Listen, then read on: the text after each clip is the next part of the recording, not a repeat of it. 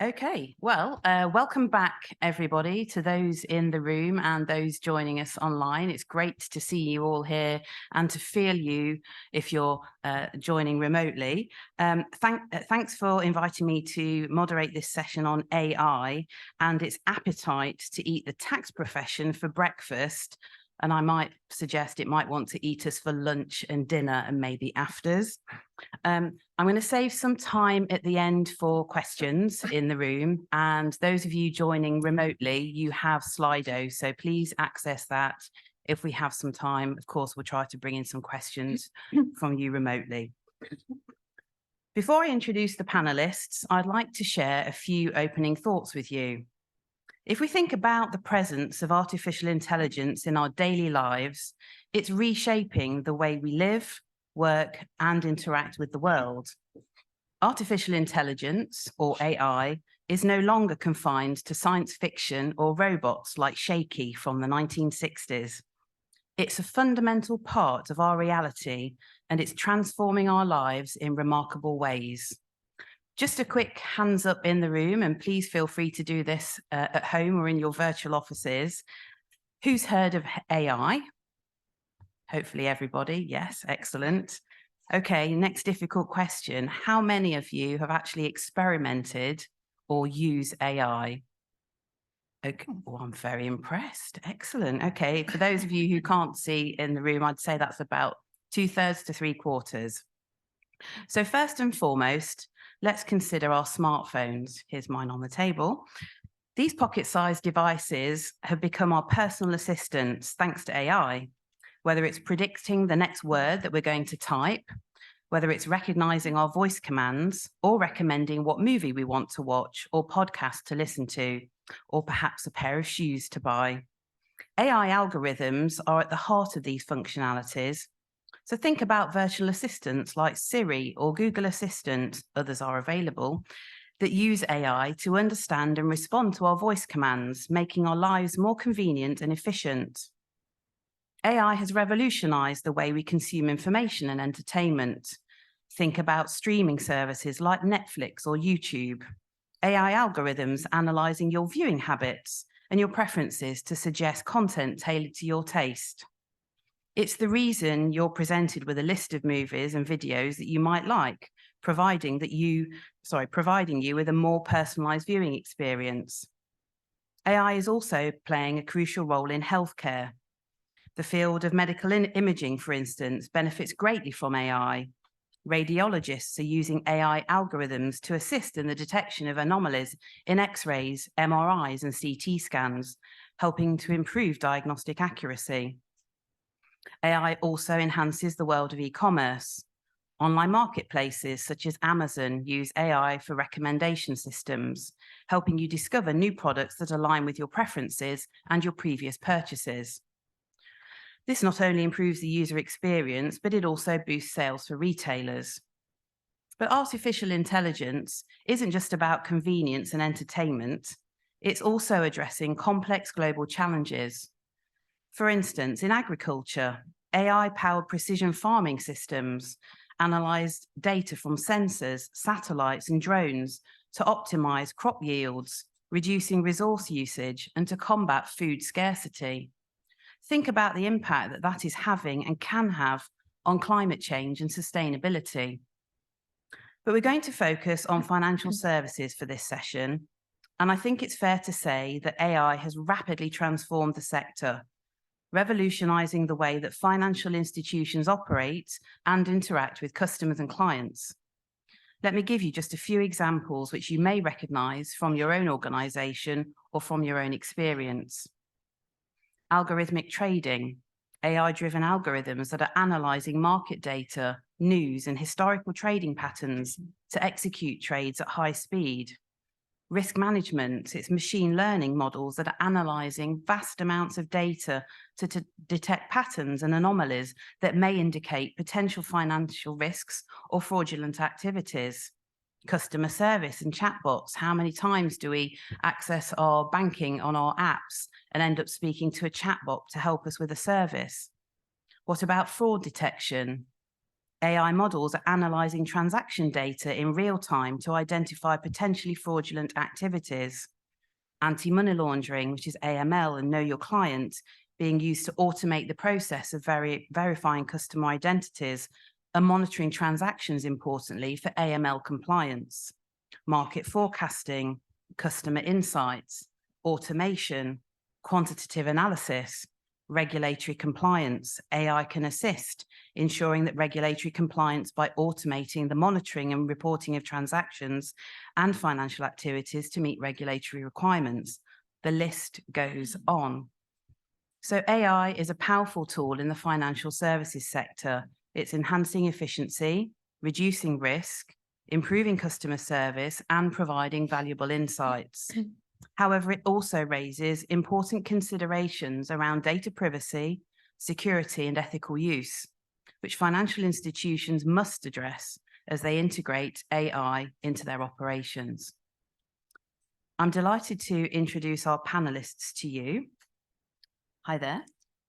At the far end, we have Inga Nietzsche, who is Senior Vice President, International Tax Specialist at iCapital. Welcome, Inga. Thank you. We then have Kunka Petkova, who you heard earlier, who is an advisor at the German Federal Ministry of Finance. Hi, Kunka. Hello. And next to me, I have Michelle Braun, who is a partner and head of AI at WTS in Germany. I'm going to invite each of them to respond to a couple of questions, and at the start of that, just to give a few words about their background, knowledge and experience of AI. So could I come to you first, Kunka? Could you just tell us where you see the potential of ChatGPT in your current work? Yes, of course. Hello again from me. I have a good and a bad news. So the bad news is that I'm here again, so speaking again on the second panel. But the good news is that apparently ChatGPT hasn't eaten me for breakfast, so I'm still here.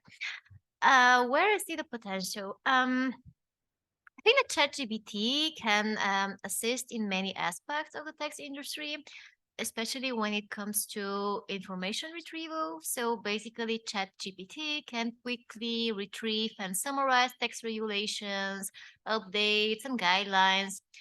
I guess that you can probably confirm this, but you can provide professionals with timely and very relevant information. Also, when it comes to documentation and reporting, it can help generate standardized documentation, reports, and forms. Also with some basic FMQs, or overall like with very repetitive tasks. Also in terms of research, it can help a lot, data analysis or some simple compliance checks. So overall, I believe that ChatGPT can automate certain tasks and assist in information retrieval. And yeah, so probably that's like my very broad view right now, but I think that my two panelists. Yeah, I'll invite Inga to come in next. Thank you. Inga, what's your perspective on this? Thank you. Maybe in terms of introduction, so as you mentioned, I'm with iCapital, which is like a fintech company headquartered in New York, and we also have offices in Europe and Asia. I'm based in Zurich. So what iCapital does, it's basically like a company that focuses on streamlining the access to private markets by providing an end-to-end technology-based platform that connects wealth managers, asset managers. And in this context, we are also building feeder funds. So my position there is that I'm responsible for all tax matters for our funds outside the Americas. Yeah, so this is my background. Before joining iCapital, I was heading the Fund Tax Competence Center of one of the Swiss banks. So I'm saying that because I might refer to some of the experiences I made there. Sure. So my view on AI is probably, and as I just said, I'm working for a fintech company, so I think we are very much into digitalization and kind of the advantages that this can provide. And I think it will really transform the tax profession. Having said that, I also think that this is kind of a longer process, because if we think about like just basic things like the internet that is by now so normal to us, certain things are still not working, especially when you think about text processes, are still paper-based, right? And so I also think we will see something similar with AI, where it's also not like it will not change everything from one day overnight, basically. Yep. So it will be a longer process. I mean, when in my previous position, I just remember like we did this, we spoke about withholding tax reclaims earlier, right? And I really received these big piles of papers that I had to sign, and basically took me 2 days to just sign all these withholding tax reclaims because they were still paper-based. And I think thinking about this, I think it will be a big transformation. And you mentioned a lot of these topics like automation of repetitive tasks, for example. It will also kind of help with data analysis. That's something you mentioned. But I think it will kind of be a step-by-step process. Yeah, that seems clear. And what would you say, Inga, about your sector and whether you see AI as a hindrance? As I think a hindrance, I think there are some challenges around it, that's for sure.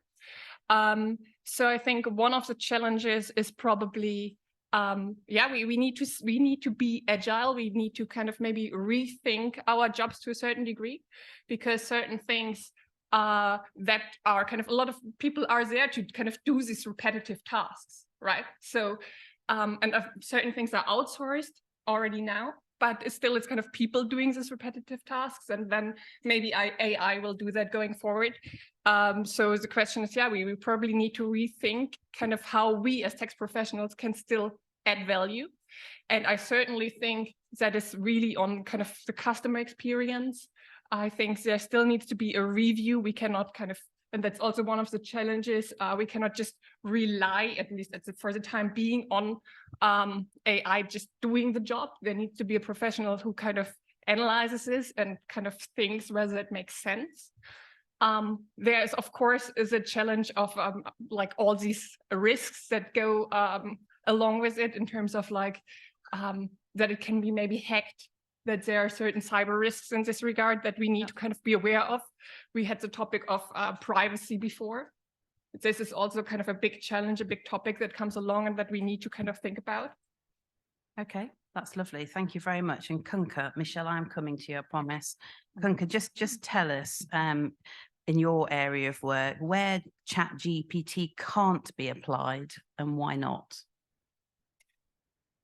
Yes, I already mentioned that my work is connected with many international negotiations.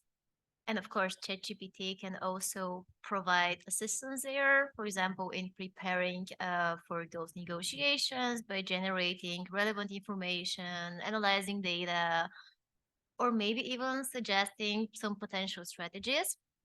However, when it comes to actual negotiation process, human involvement remains crucial. And negotiations involve dynamic interactions, and those interactions require emotional intelligence, adaptability, human judgment, empathy, but also the ability to understand and to respond. I mean, this is just the art of negotiations. I mean, the relationship building, the creative problem solving. And again, for me, those are areas where human judgment and intuition play a significant role. And right now, I don't know, maybe in the future this might change, but right now ChatGPT lacks the contextual understanding that humans bring to the negotiation tables. It lacks true senses and empathy. It doesn't have personal experiences. It doesn't have emotions. It doesn't have genuine understanding of feelings. While it can generate responses that might seem empathetic, all this is based on some data, some patterns, and it doesn't have a subjective experience or even consciousness. So I think that this is, for example, there are some aspects that cannot be substituted.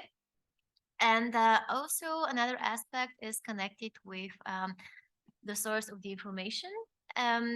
I mean, as it can affect the legitimacy of a tax position or strategy. So, for example, tax authorities, they might challenge a tax position if the information supporting this is not from a reliable source. So for example, if there's a client and the client wants a piece of advice, you can't just say, okay, this information, it comes from ChatGPT. So you have to be like very clear. And also something that Inga mentioned is the privacy and the data protection. You know, in Germany, we have this issue. So we have a lot of regulation dealing with data protection. So I don't know, like, I don't say that it's impossible, but I think it will be a very big challenge to somehow make this work. Because for me right now, the data privacy is like a very big concern, especially when it comes to Germany. Okay, thank you. That's helpful, really interesting. So Michelle, can I invite you just to, for the benefit of those who are less familiar, could you just give us the basics of generative AI or Gen AI? And then tell us what you would say are the most pressing questions that your clients have about approaching generative AI in the tax department and what you would advise them to do. Yeah, yes, Big thanks. question. Big so question. question. How many? Yeah, you've got 15 minutes. So pick me. Yeah, I'll nudge you. Okay, that's good.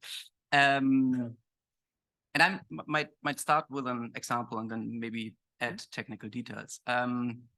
So when you are sitting in the room, you might hear a clicking sound all the time, right? That's Samuel taking notes. So he's in the back taking notes. And generative AI or ChatGPT, and that's maybe one important item. ChatGPT is one technology where the generative AI models are implemented. It's from OpenAI, and there are several others out there from Google and other vendors. So it's ChatGPT was brilliant about the marketing, but it's not just ChatGPT. And those generative models, taking Samuel, poor guy, as an example, taking notes all the time.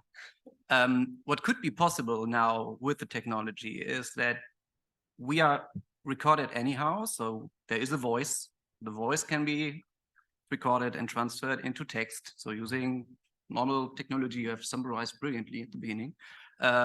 So just, taking the text, and then the generative AI model can actually summarize it, and you can do something with the text. So you can think about in professional life having notes from meetings, and you would just like to summarize it and get it informed. And Kunka, what you said is very interesting. When you see also Microsoft is implementing in 365 Copilot the models, and they are able, when we have Teams meetings, and we are late for the meeting, that I just say, okay, please, give me an update, what happened? So it will summarize what happened, who said what, and in which mood the people are. Right? So it understands certain patterns. So, and that's kind of generative AI without telling you about the detail, about the transformer technology, and it's only calculating to a certain amount the predictive next outcome. It doesn't know what it's actually saying, and it will say everything. Using ChatGPT is very dangerous sometimes because it's answering every question, and sometimes it's just made up, but it sounds great, right? So that's kind of a short. Yeah, that's great. Sorry, I hope that's good. Okay. So our clients and Kunka as well. Great question. So what we are currently really figuring out is how to start and where to start. Right? It's what I always say to clients is, please don't use ChatGPT, especially not with confidential data. It's going to train the model. It's going to the US. If you want that, that's fine, but don't use it for confidential data. And you can use it for brainstorming, maybe preparing a panel discussion. It's a great tool to just have it as an assistant. It's a chatbot with generative possibilities. You can also throw in a bunch of data. It can read pictures. It's really powerful, but then the question is, how do you apply it within your organization? And then there are models out there which are kind of open source models. So the model behind the generative AI, the large language model, you can use that, bring it into your company infrastructure, and then you can apply the models with your data, and it's not going somewhere else. And that's what we are doing currently with clients, setting up the infrastructure using models who are not talking to maybe an OS server. When you have a cloud environment, you can use actually when you're on Azure, there's OpenAI included. You can have an direct API. I have a connection, let's put it that way, to the model. So if your company allows cloud, it's easy to be there, and you can try to identify the use cases, start with a small one, make yourself comfortable with the results, and test it out, because it's currently really high on the agenda. The budgets are easier to get when I compare to other projects right now. So it's a good chance to just be involved and try to test it out. Okay, that's helpful. Thank you. How many of you saw on social media in the last couple of days when GPT started showing us what it could do with picture recognition? And there was a very confusing collection of parking information. You just had to say, can I park here between 3 and 5? And it analysed all the parking sign information and said, yes or no, you can park here between 3 and 5. It's absolutely terrific. But I think there are some challenges as well around bias in the system, picture bias. And there's lots of interesting articles. If you're interested, just go to Google or any other popular search engine or ChatGPT and ask away. Okay, thanks, Michelle. That was really interesting. Can I ask you a follow-up question then? Let's think about the practical side of this. Tax advisors, financial professionals, what do they need to do to adapt their skills to thrive and cope with AI? We're being bombarded on what feels like millisecond basis with new AI developments, tools, machine learnings, algorithms, new tools. Well, I think the latest is 500 AI machine learning tools out there. How on earth do we keep up to speed? Can we? What should we be doing? What practical ideas do you have? And then I'll come to the other two to ask you for your views as well. Yes, you can. No, it's the easy answer would be, of course, try to ask, depending on your, let's say, how is it, age distribution in your team?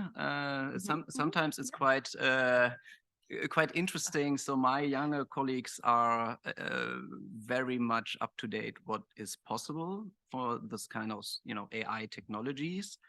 Break it down to what is helpful for our business, right? There are a lot of nice technologies out there, and I could kind of produce videos with cloned voices, etc. We could do that. It's easily accessible. That's also a good point. But first, think about the business opportunity there. We help, of course, clients, and it's not a surprise, we have calls and have kind of 5-minute description of what's possible and what technology can help. Try to at least have one person maybe in the team spending some time, I'm not telling you how much, that depends on your circumstances, to teach and to learn about what's new, what's possible, what are the real benefits and limitations. And we had privacy, data security, everything in there, and try to learn to ask questions. So not only about the technology, so the right question. Yeah. It's also when you use ChatGPT, the prompting, so how to ask the question is crucial. It's very, very important. So there are prompt engineering jobs out there, highly paid, very interesting. And it's really depending on how you phrase the question, what the answer would be. So what we do is we have a prompt library for specific topics and create those libraries to give it to the broader team so that they don't have to, worry about how to ask a question. Okay, so just give us an idea of perspective. How many people are in your AI team or department, and what's the size of the company? We have 1,600 people, and we are 10 people in the AI department. Okay, and would your advice still apply to a smaller business, say an SME that might only just have 100 people and nobody in an AI department, and just maybe an IT department? Yeah, and there we are having what we do is have a community with also like tech people who are interested in tech. And and we're trying to have the community share the knowledge, and then usually they are very, very much involved in those communities.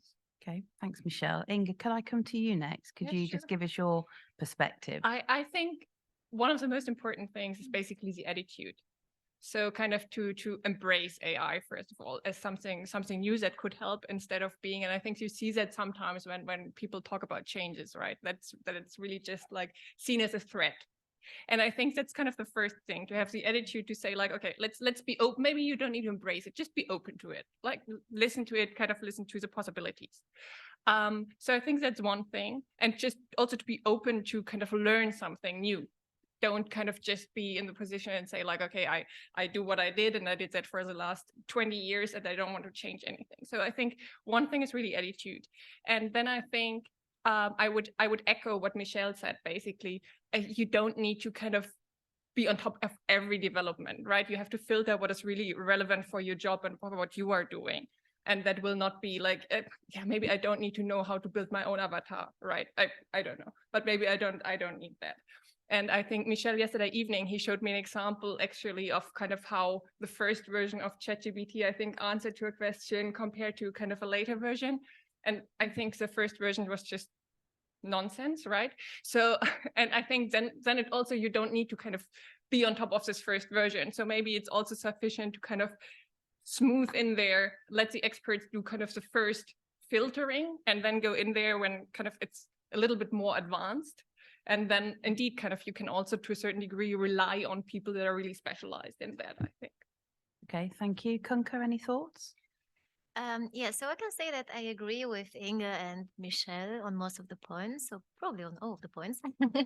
So I think that it's very important that we are open to ChatGPT and artificial intelligence overall, and we don't have to concentrate on the threat. For me, ChatGPT or artificial intelligence, they are not substitutes for the tax professionals. For me, they're like mostly complements. So I believe in the collaborative approach, and I think that it can help us a lot. So for example, ChatGPT can help us with all those more repetitive tasks so that we have time for more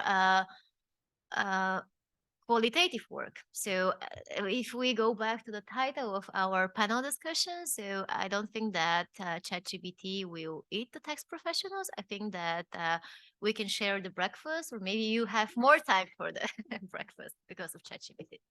Okay, thanks. And that's a perfect end, because I'm going to ask Michelle, what do you think? Is ChatGPT going to eat tax professionals for breakfast, lunch, or dinner, or will generative AI perhaps eat some tax professionals for lunch? What's your thoughts? Yeah, and I try to rephrase it. Also, it's a great title, Ali. We discussed it yesterday. It's a great title. So I try to rephrase it in generative AI will eat some tax professionals for lunch. So why it's generative AI? It's not just ChatGPT. That's kind of the first part. I do believe will eat some tax professionals. That could be when they are not kind of, educating themselves to how to augment your activity with this technology. It's really helpful. It's not saying that you have to be an expert, but be open, and that's perfect. Be open and try to use it. It will be there. It will be in, like I said, it will be in Microsoft 365 Copilot when your company has the it will be there and it will help you. And for lunch is we still have time. So that's the other part. So it's not for breakfast. We are still have some time to look what's happening and how we can use it really for our financial and tax profession. Okay, thank you, Inga. Yeah, no, I mean, I would totally agree with that. So I don't think it will eat us for breakfast. As I mentioned before, I think it's a question of openness, of embracing change, of being aware as well of the threat. Like I use the word threat, no, but of the challenges, like certain security risks. Don't be open, but at the same time, don't be naive and think that it will solve everything. And I think, yeah, then we will, I think the tax profession is just evolving, right? And I come back to what I said at the very beginning. Like, I think like the way it works, like our profession works now that we have the internet, is not comparable to how it was, let's say 50 years ago, right? So, and I think the same will happen with AI. It will just be different. Okay, thank you.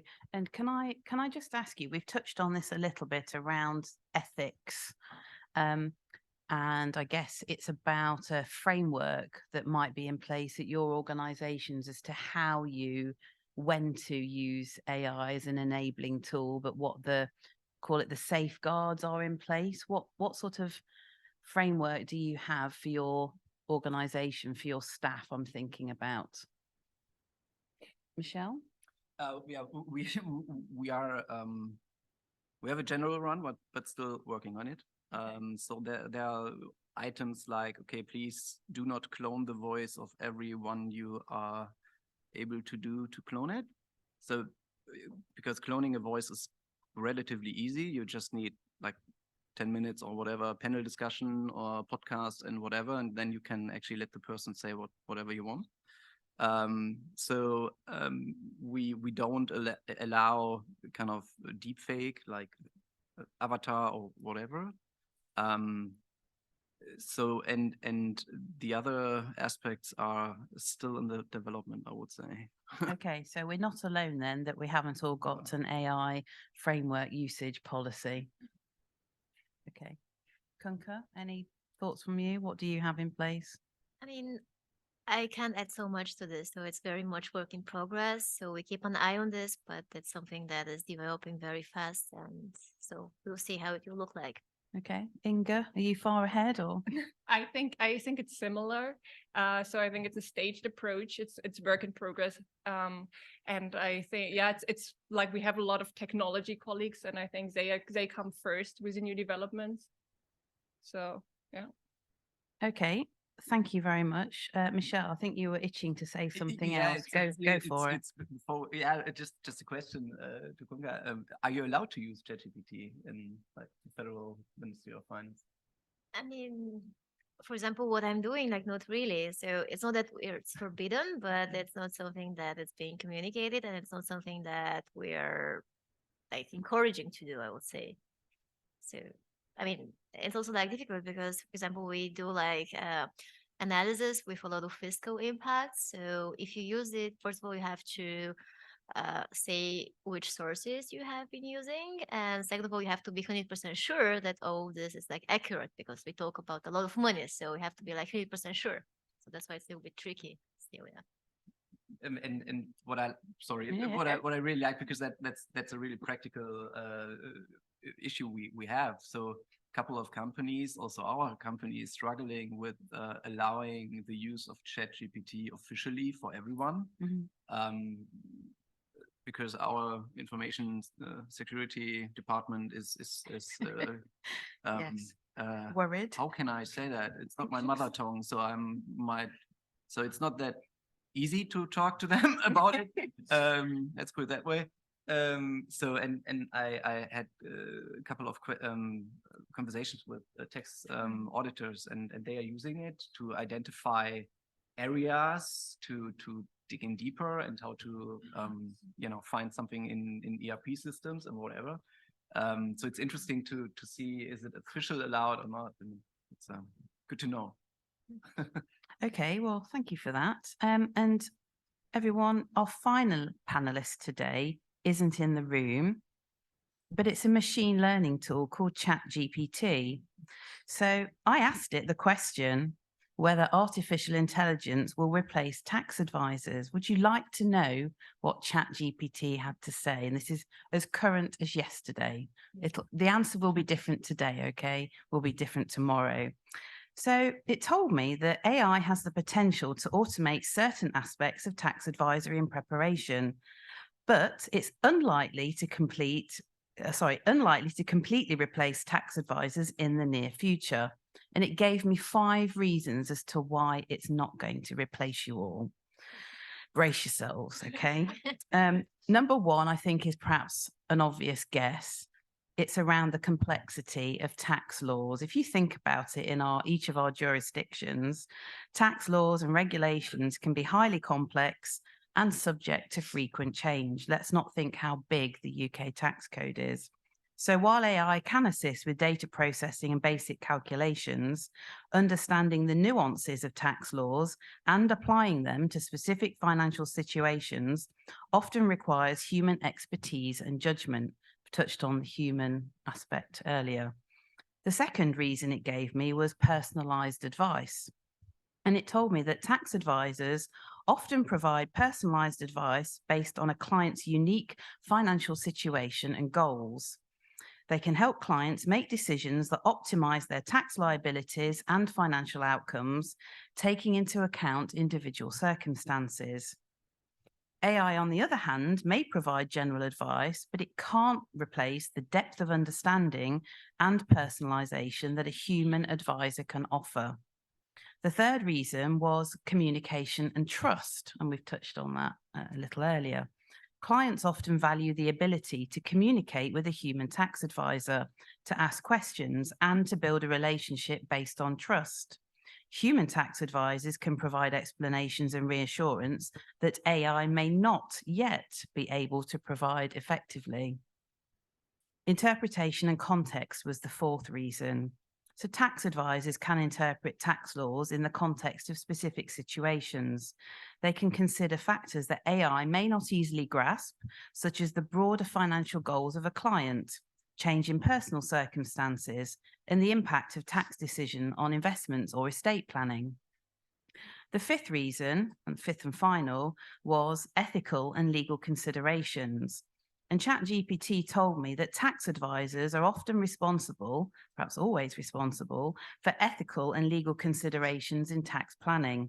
They must ensure that clients comply with tax laws and regulations. While AI can assist in this regard, it's ultimately the responsibility of the tax advisor to make ethical decisions and to guide their clients accordingly. It then summarized by saying that AI can be a valuable tool for tax advisors. It can help automate routine tasks like data entry, calculations, and basic compliance checks, freeing up tax advisors to focus on more complex aspects of their work. AI can also assist with data analysis, identifying patterns, and optimizing certain aspects of tax planning. How do you think ChatGPT did then? Do we buy that? I thought that was pretty good. What do you think? I think that I completely agree with all of this, and I think it's interesting, especially the aspect of tax complexity. So I can say that, so basically when we create new laws and when we put extra layers of complexity, we are saving tax professionals, so then their jobs. Yeah. Thank you so much. Yeah. Everyone's breathing a sigh of relief. I'm actually not 100% sure whether I agree. Because especially with like the personalized advice, I think it's a question. There we get back to the point about privacy and how much information you want to give the AI tool. But I think to a certain degree, you can say my personal goal is to save, 20,000 in the next 10 years, right? And I think then probably you will get some valuable advice. And I think if the more information you feed to the tool, the more valuable kind of personalized advice you will also get. But that's a question again. And I think that point I totally agree on is about like the ethical and the legal point. But I think the personalized advice, I'm not 100% sure about it. Okay, fair enough. Good to sort of waver. Michelle? asked ChatGPT the same question, just Excellent. and I have a completely different answer. Brilliant. That's a perfect That's example. interesting. So the question I asked was probably different. Yeah, maybe what I just think is a good point. And I think Kunka also mentioned it earlier. And it's not really answering if I like the summary or not, I know. But it's really the human touch, right? It's helping, or it should help us to, well, at least that's my naive wish, to spend more time talking to clients and identify the facts and circumstances and the situation he's in or she's in, and not, necessarily just going back and read all the nice text law you're producing. Thanks for that. And be the one where the client is really, asking for a trustful kind of relationship and advice. And People buy from people.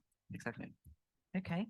Thank you very much for your thoughts. Right. I'm just conscious of time. We've got 10 minutes and I would like to just give a couple of minutes summing up at the end. Thanks to ChatGPT who helped me with this. Why not use it for the session?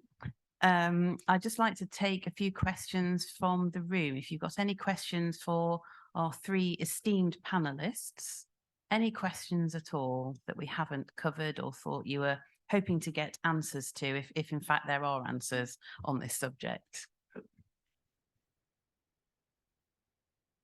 Yeah, thank you very much. There's a microphone just coming, just so that everybody who's listening remotely, please give us your name, where you're from, and yeah, Ron Jiva from Mashreq Bank.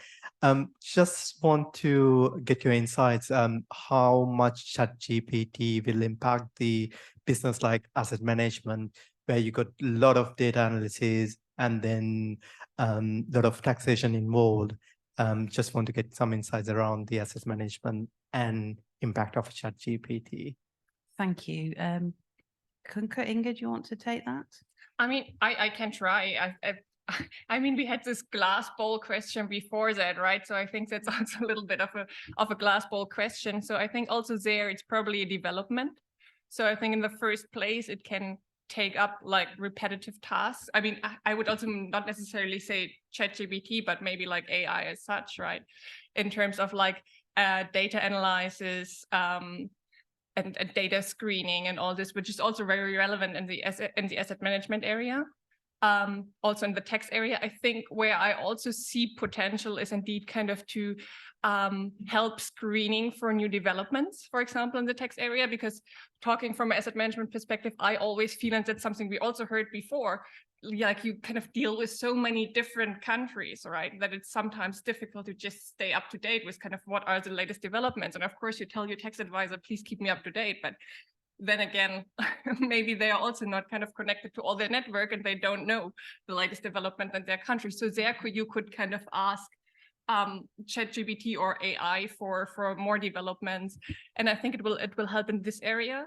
Also just, sometimes I also feel sometimes in the tax area, it's difficult if there are new regulations and everything, just to kind of read up on them and to kind of take everything in.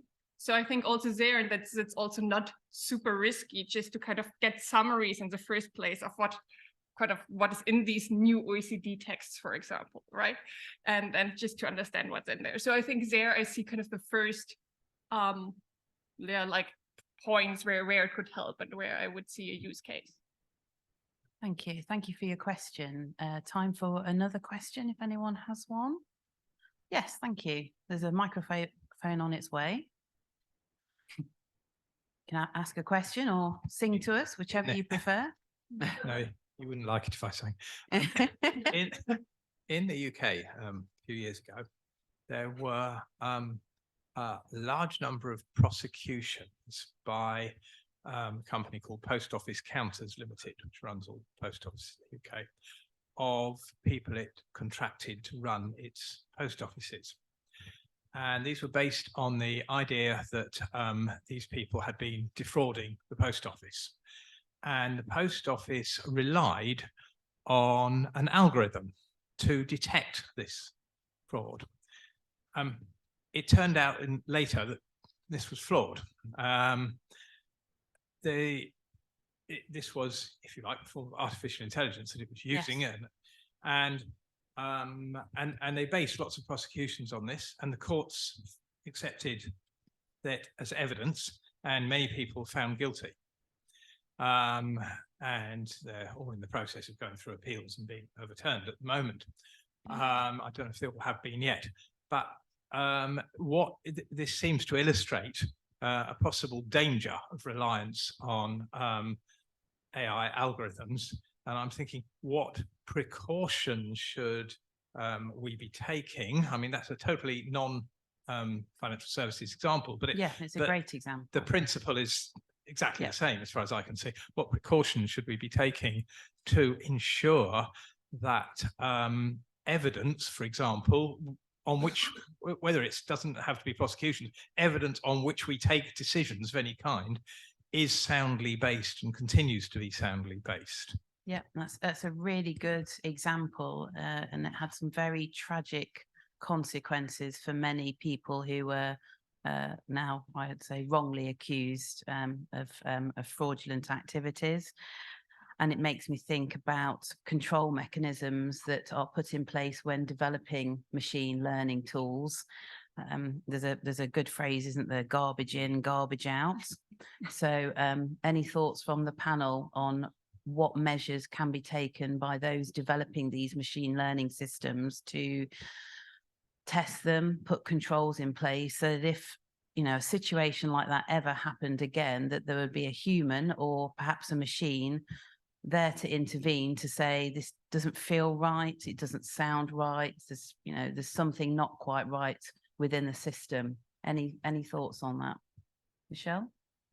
You were nodding. Yeah, nodding. I was a bit thinking, because I'm not aware of the case, but that's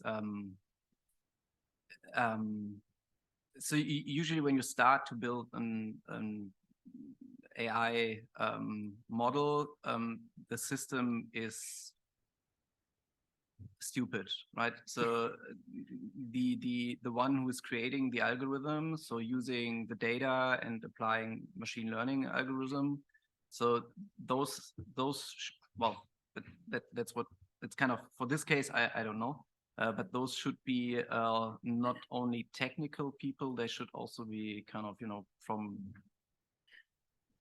non-technical people and have a sense what should be the outcome. That's the only thing I can actually say to that. So maybe I can use your example, that because we are trying to build that kind of text law radar. So the question is, when you can easily say, okay, we just grab the data out of the internet and then, you know, you get a summary of the new developments. So the question is, what internet, what page? So what's a reliable source? So where do you go to? Do you go to Big Four? Is it like to the federal department? So the source is very important. And what I think also the panel was saying, verifying the output with a human in the country would be very beneficial before relying on it. So I'm not sure, I cannot say something to this case. Yeah, that's helpful. Inga, Kunke, just briefly. I think just also kind of just creating awareness is a topic, so that people just, and that's what I mentioned before, that they're just not naively just trusting whatever comes out of these AI tools, right? So I heard an example yesterday of someone I spoke with, and they actually had like a cybersecurity training, and they made their CEO say something at the beginning and to kind of the staff. And at the end of this whole training, they were actually saying, so people, and the CEO speech at the beginning was actually a deep fake.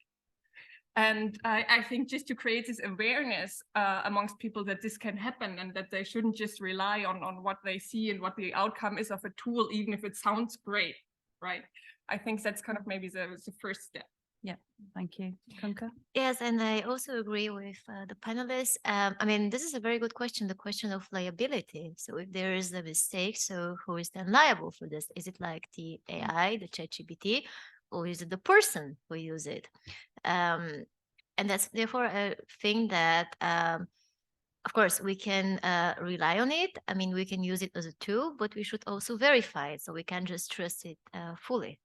Yeah, sound advice. Thank you very much for raising that question. It's really helpful. Oh, apologies. One more question. We've got a few minutes left, so just to... So it's Rob Donnery here, also Hi, from Rob. Maastricht, actually. It was more to link something from this morning, which I thought was interesting, because that situation with the post office, yes, there was an AI thing, but it was actually, what was worse than that probably was the corporate cover-up afterwards, which has deferred the whole situation for years. So I'd say I don't normally speak in favor of bank regulators because I'm coming at this from a regulation point of view more than a tax point of view. But going back to the diversity point this morning, as many of you know, there's a new diversity and inclusion regulation that's sort of under consultation at the moment. And two things from that is about 200 pages, so I haven't even read it all yet. But one of the things that comes through with that, which is evidence-based for some of the regulations for diversity is coming through. But the other point from that is also they're getting away from groupthink. They want people to challenge the banks or whatever, because it's all very well that you have the control there. But if there's everyone in the organizations pushing for it, you need to make sure within the organizations there's challenge there to stop people then making these decisions that affirm the decision that may be coming out of AI. So I'm not saying AI is right, but humans can be wrong as well as AI. So you've got to make sure across the board you've got all the governance and controls in place. Yeah, no, thank you. It's a really good point. And I think we talked about that a little earlier in terms of diversity of teams working on AI solutions. It's not just the techie people. It needs other people in there as well, the non-techies. So thank you for raising that. Thank you. Right, I'm just going to give you a quick summary, if I may. So back to our topic in question, folks. I think it's fair to say, and I think the panel have agreed with me as well as ChatGPT, our fourth panelist, that AI has an insatiable appetite, but we don't think it's quite ready to eat the profession just yet. Okay, just yet. If you're a member of a professional body, take a look at what they may already offer you in the form of education and learning on AI and guidance on how it relates to you and your code of conduct. Very recently here in the UK and London, the Lord Mayor, Michael Manelli, launched his Ethical AI initiative. And the Chartered Institute of Securities and Investments, CISI, launched an Ethical AI certificate this month. Might be worth a look. At my professional body, the Chartered Institute of Taxation, we launched a diploma in tax technology last November, and that's open to anyone. It will give you a really good grounding in AI tax technology. There'll be many more services available, I'm sure. So also take a look at what your governments are doing. There will be AI task forces, directives, legislation and rules in the making. I'd like to thank our panelists. So thank you to Kunka, Inga, Michelle, and to ChatGPT for sharing their insights and contributions, and also to Ali and his Hansuke team for giving us a forum to discuss this important topic. AI is no longer a futuristic concept. It's a part of our everyday lives, from our smartphones to healthcare, entertainment, financial services and beyond. It's making our lives easier, more efficient, possibly safer. As we continue to embrace and develop this transformative technology, it's essential to balance its potential with ethical considerations and responsible use, your point. AI is a tool that has the power to enhance our lives and society in countless ways, but it's really up to us to ensure that it does so both wisely and ethically. Thank you very much for your attention, and thank you to those online.